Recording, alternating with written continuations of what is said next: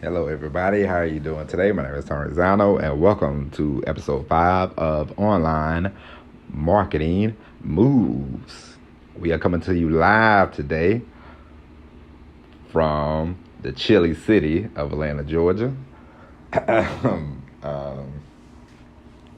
It is Tuesday morning.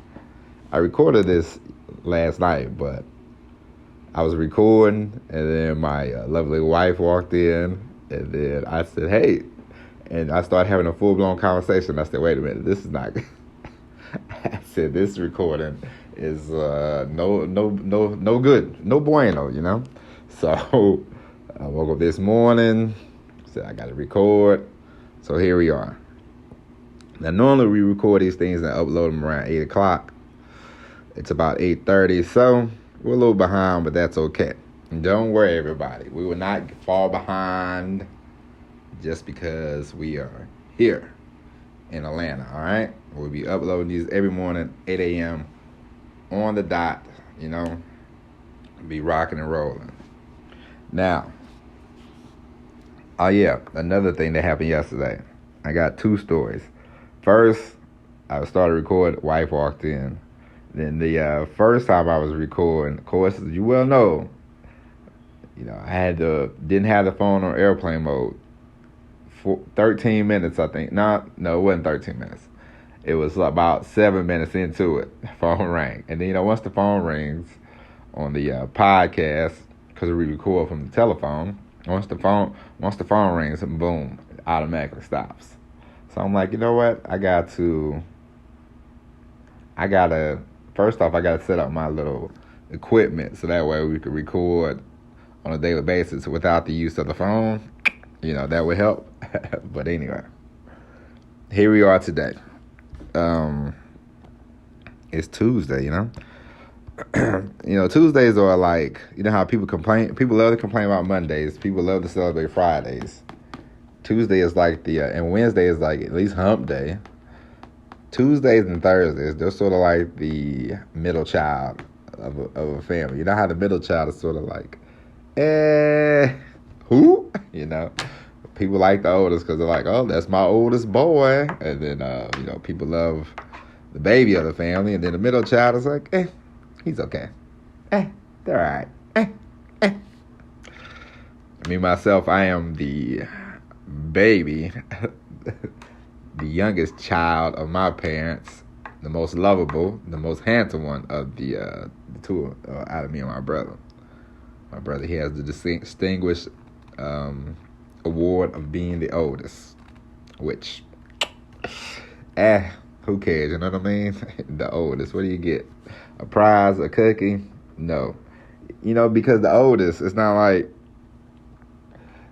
the oldest child is what? The one that they experiment on. They're like, we don't know what we're doing. Then when you're the second and the third one to come along, you're like, it's easy. They're a little more easy. They know what they're doing. It's nice. You know what I mean? So, take that. Any older siblings out there. And plus, many. Well, I can't speak for anybody else, but my older sibling was a pain in the tookish when I was a kid, always swinging at me. You know what I'm saying? First the man cut. First off, if you're a younger sibling, your older sibling wants to experiment on you like you're a crash test dummy. I remember my brother was like, "I can cut hair. I'm gonna cut your hair," and he cut a big plug out of my hair.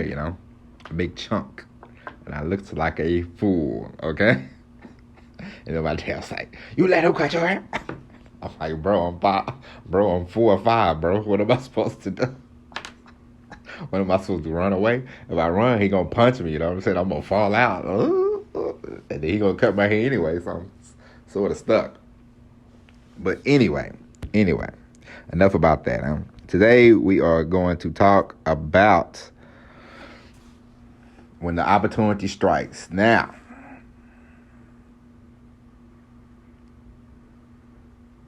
I will tell you a story, quick story. I was listening to that. I told you I was listening to that Barack Obama book, and it was the perfect time. And I thought about him and his rise to the presidency. I said, you know what? Is the perfect time to talk about when opportunity strikes, because he is the perfect example for when the opportunity hits. You might not think you're ready for the you might not think you are ready for the situation, but let me tell you something. You are more than ready. You are more than capable. Okay? Barack Obama, 2004. Nobody outside the state of Illinois probably knew who Barack Obama was, okay?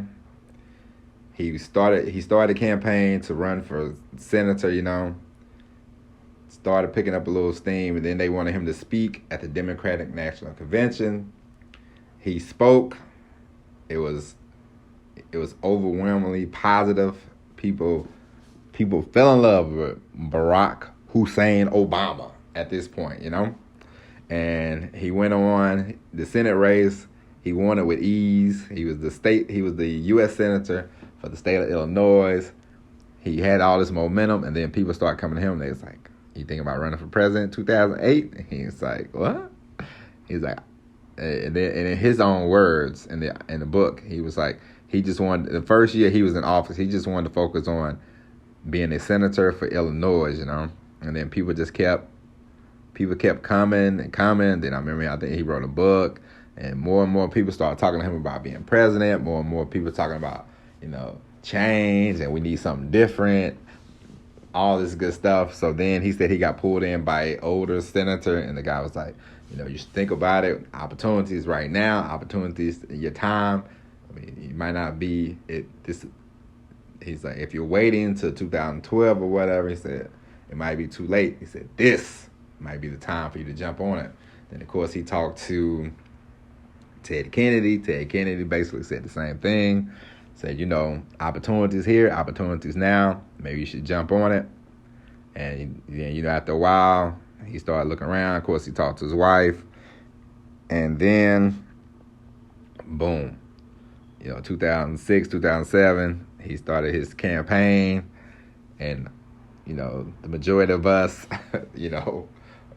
well, of course the majority of us voted for Barack Obama because he was president twice. So, more and more people jumped on board. More and more people was like, yes, we are ready for a change. Change is here.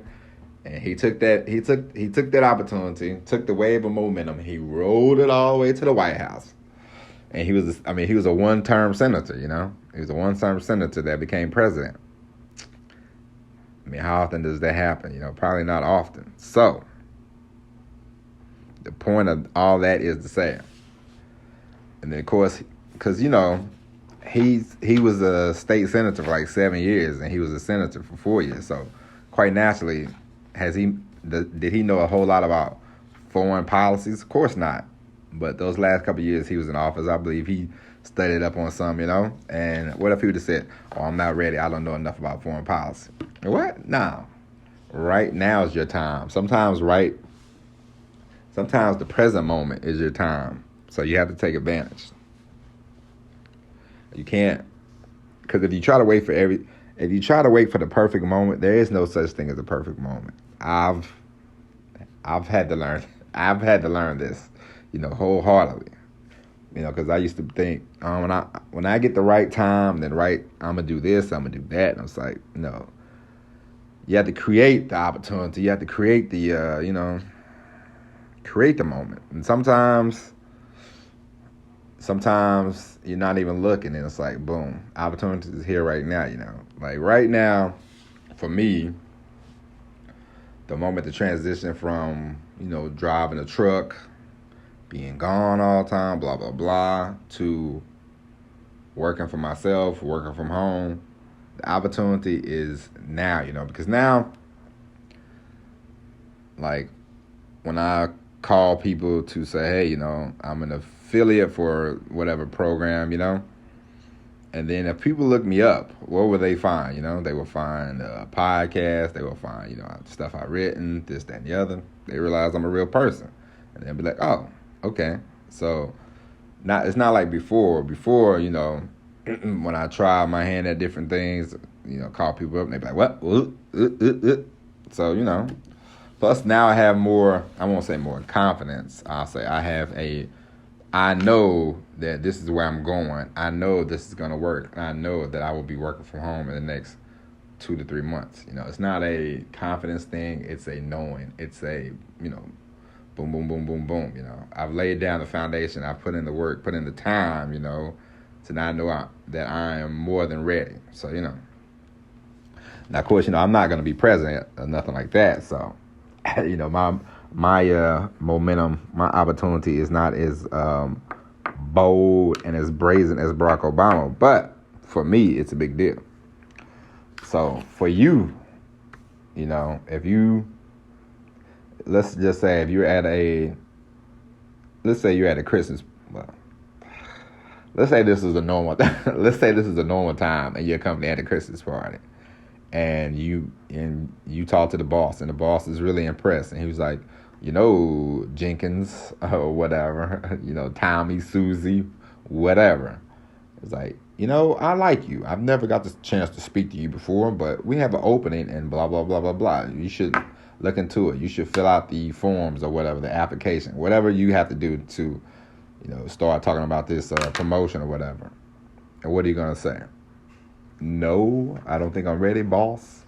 Or are you going to pick up the ball and run with it, Of course you're going to pick up the ball and run with it, because of course, as we all know, the more you move up in the corporate ladder or whatever ladder you might be on, the more money, of course you might have more responsibility, but the more money you'll make, and that is the end game. We want to make, it's not about being greedy or anything like that, but of course, we all know the more money you make, the easier your life will be, I mean, this is why we all go to work, I mean, if we didn't have to go to work, we could just sort of hang at home and you don't have to worry about money.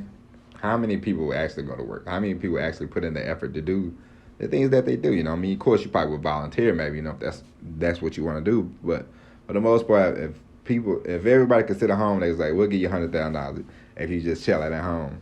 I'm pretty sure 50 to 75% of the people would be like, I'm just gonna chill at home, man. I like being at home. I like my house. So, you know what I mean? So, when the opportunity strikes, you definitely must take advantage of it. It's like being a backup quarterback for a football team. If you're a backup and then all of a sudden somebody gets hurt, I'll give you an example. It was a couple different examples. It was a guy, Scott Mitchell. Dan Marino got hurt. Scott Mitchell came in. Scott Mitchell had one hell of a game. He had a heck of a game, and then he went from being backup to he's gonna be a free agent at the end of the season, and people was like, who's a good quarterback? He just haven't had an opportunity yet. Scott Mitchell. So he got all these offers, and then he signed with Detroit, and he made a lot of money. And then they realized that Scott Mitchell was definitely a backup because he was all right at Detroit, but he wasn't. But he took advantage of the situation. I mean, he prepared himself. He looked good in the game, and then of course he went on to sign a pretty good contract with another team. And there's another quarterback that did the same thing, Matt Castle. He played the whole season, and then New England was like, this guy's value is never going to be as high as it is now. So they traded him, and Kansas City was like, we want you to be our quarterback, brother. We're going to give you a nice size contract. So he went from probably making, I don't know, whatever the league minimum is to, being a starting quarterback and making a pretty good chunk of change. So sometimes you never know when the opportunity is going to hit, and when things line up. I'll give you another example. One of my favorite podcasts to listen to is How I Built This. And so I was listening to it a couple of weeks ago, I think 2 or 3 weeks ago, and it was these two sisters, and the McBride sisters, and a guy from Kroger told them and said, hey, you should make your own wine or something like that. Somebody told them they should make their own wine, and they was like, we'll put it in the store for you. And so they had like 6 months to create a wine, get the labels going, all that, and then start shipping it out. And then the opportunity, they had to create a you know, they had to create a wine for them to get started. So it's like a guy gave them the opportunity, and then what are they gonna say? Nah, that's all right. Give us 5 years. No, strike while the iron's hot. So the opportunity was right there, and they took advantage. Boom, boom, boom, boom, boom. McBride Sisters wine is in all your local Kroger stores if you're a wine drinker. You know what I mean? So it's like when opportunity strikes, boom, you have to take it. You have to take advantage. I had to laugh because I was watching another example made me think when I was watching Pretty Woman the other day. It's one of my favorite movies. Don't laugh. This is one of my favorite movies, Pretty Woman. Love this movie. The guy, he was driving and he was looking for directions because he didn't know where he was going and he really couldn't drive a car. So Julie Roberts, the character she was playing, she walked up and he was like, "Hey, help me drive the car." And then he was like, I'll give you $100 or $20. And she was like, "Sure." And then they kept talking, and then he was like, I need a date for the week. Will you come hang out for $3,000? And at the time, she didn't even have money for rent because her roommate stole all her money for drugs, or borrowed the money for drugs. So she was like, $3,000. She was like, okay. Well, they deal in negotiation, but still. The opportunity came. What's she gonna do? Be like, nah, that's all right. I'd rather go sit on the corner out here and get these $100, $100 tips. We'll say. And I was watching the movie. I started laughing. I was like, oh, this is opportunity. I was like, this is opportunity. But anyway, yeah. So no matter what situation you're in, no matter how it looks, when the opportunity hits, and it can help you so much. When it's like a situation where you're like, all right, I can do this, or don't even think about that, just do it. You know what I mean? Like, don't even think, can I do it? Should I not do it? Go for it, man. Go for the gusto. Aim for the stars, Aim high, man. You know what I mean? Like, don't always keep your feet on the ground, If something comes along and it's an opportunity, it's a great opportunity for you. Don't think, oh, I don't know. Man, you're already ready, you know what I mean? Like, you just don't know it sometimes, but you are already ready for any situation. And a lot of people think they can't do this, they can't do that. I mean, you can do, if you just put out some effort and just give it some real thought, you can accomplish anything, But you have to have the right. You just have to just be like, you know what? If this opportunity comes along, boom, I mean, I can't wait for somebody to tell me, I've read your book, blah blah blah blah. Speaking engagements. Somebody come along and tell me, we would like you to be at this speaking engagement. I'm like, man, done and done. How much? And I'm gonna be right there, talking to you, talking just like right now. And then I'm gonna be out there, slanging them stories and selling them books. Be like, yeah, I am a speaker. And before I would have, before when I thought, before. I'll give you an example of me, and I always use. I know I don't.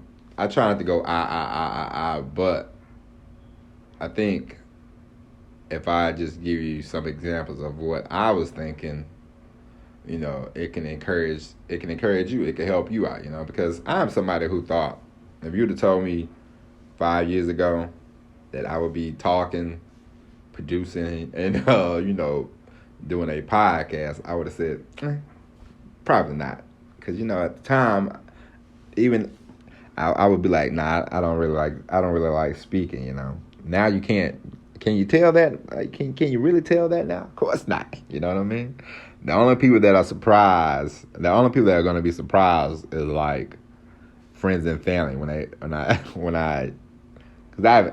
because as I told you before, when I first started this, I was like, I'm not going to tell anybody because I want to establish something, I want to establish this thing, but I don't want to be like, oh, 20. I didn't want to think 20 people are listening. 20 people is 20 people I know, and they just listening just because, you know. Of course they, you know. I think kind of crazy sometimes, but I was like, I'm gonna find my footing. I'm gonna find the the proper footing, and I'm gonna make this thing work. So that's what I've done. And if you would have told me 5-10 years ago that I would be doing this and it would be going, in my mind, it would be going well, I would say you are nuts. But here we are, talking, rapping, and it's gotten a lot better, from the first episode. As I told you, the first time I tried this, I went to sleep, so from last November to this November, it's a whole different ball game, you know what I mean? We are ready, we are here, and we are making this thing work. So don't ever think you can't do something, you know what I mean? Don't ever think, of course, a little, because now that I do this every day, I think about it. I think about this on a regular basis. I think about what I'm going to talk about. Think about what I'm going to say. Like I put thought into this. I actually put thought and time into this thing.